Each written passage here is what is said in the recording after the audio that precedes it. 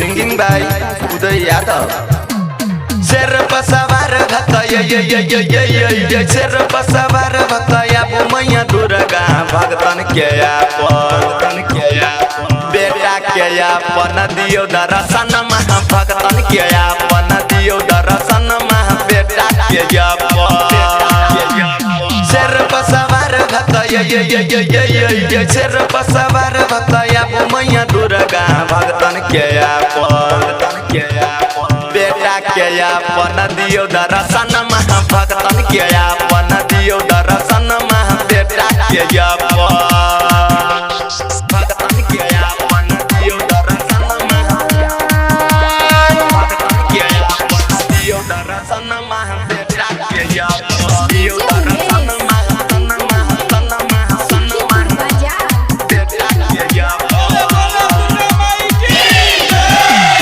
लाल चुनरिया से हो कि नलियै आहा के हम दुआरिया पयलियै लाल चुनरिया से हो कि नलियै आहा के हम दुआरिया पयलियै आहा के बिनिया से आहा के बिनिया से चमकल संसार भगतन के बेटा के अपन दियो दर्शन महा भगतन के अपन दियो दर्शन महा बेटा के भगतन के अपन दियो दर्शन महा भगतन के अपन दियो दर्शन महा बेटा के दियो दर्शन महा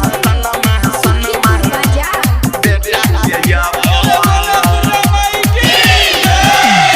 राइटर आदेश जे शरण में आलिया सिंगर बुदाई जे पूजा करइए राइटर आदेश जे शरण में आलिया सिंगर बुदाई जे पूजा करइए नीरज अमर संगे नीरज अमर संगे मुकेश आलिया भगतन के अपन बेटा के अपन दियो दर्शन महा भगतन के अपन दियो दर्शन महा बेटा के शेर पसवार भक्त ये शेर पसवार भक्त याबू मैया दुर्गा भगतन के बेटा के अपन दियो दर्शन महा भगतन के अपन दियो दर्शन महा बेटा के शेर पसवार भक्त ये शेर पसवार भक्त याबू मैया दुर्गा भगतन के बेटा के अपन दियो दर्शन महा भगतन के अपन